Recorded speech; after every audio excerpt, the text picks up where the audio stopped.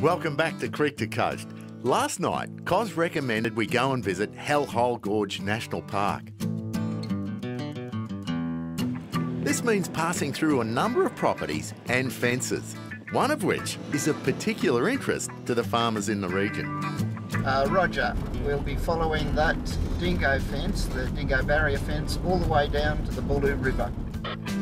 The dingo fence is one of the largest of its kind in the world.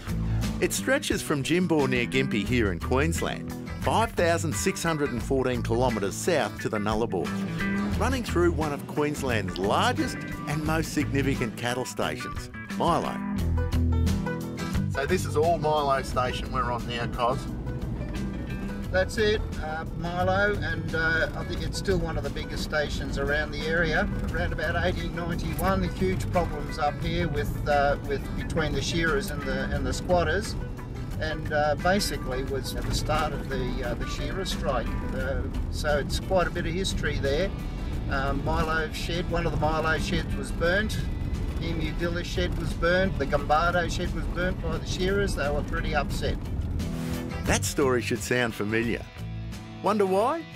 Well, it's the events that the one and only Walsing Matilda were based on. He wrote it, I guess he would have talked to a lot of shearers and found out the stories from those shearers and the troubles that those shearers had to go through working down in places like this. I reckon though that if you're looking for an area that most resembles the billabongs and the coolabah trees, this is the place, because these are the plains of Blackwater Creek and the Bulloo, and this is where billabongs are made. You may have noticed Cos had a little company. Say good day to Lewis and Emma.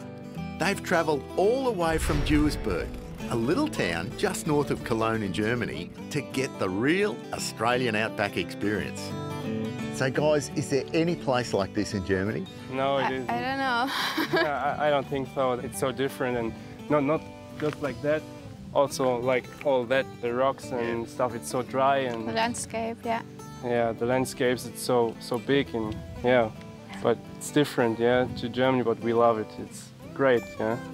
We saw it at an advertisement on Facebook for the job in Adeville at the pub, and we thought it might be a good idea to see the Outback and not just the East Coast, and because Australia is so much more than just the East Coast. And yeah, as we arrived in Adeville, we loved it, yeah.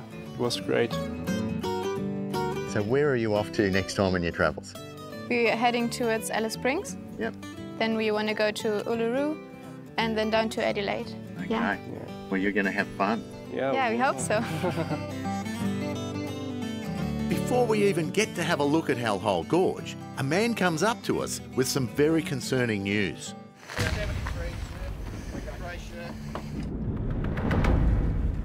So what happened? Lost his wife. We've been missing for about an hour. We go for a walk and find this woman. We've just met a man who's lost his wife. She's 73. She's been out here for an hour. He hasn't been able to find her. He's driving around looking for her, so we're all going for a walk to see if we can find her. She could have fallen over, broken a bone, knocked herself out, or just be lost.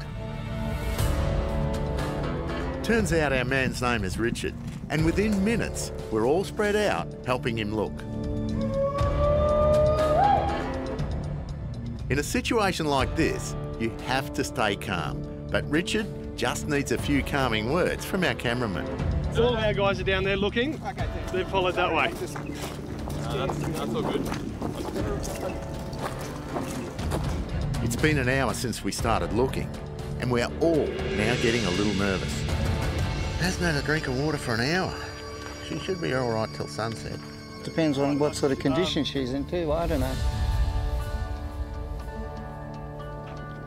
Thankfully, Bron found a way back to camp, and as Davey brings Richard back, his face says it all. Oh, God. Oh, never, ever again out of sight. I was calling cooey, cooey, cooey, you know, the whole time. I don't know how we missed out. What scared me was I was blasting the horn all over there. I drove over Didn't there. hear the horn. And that's what bothered me. I thought you must have gone off in the wrong direction because you couldn't hear the horn. But that's the thing, the sound doesn't carry very far in this dense bush. We were walking along the top of the creek bed, and Richard, I want to go down to the bottom of the creek bed and walk along that, and I said, well, I'll stay on the top. And we did that. And We probably went at different speeds, so that by the time I came up, even then we're probably out of earshot.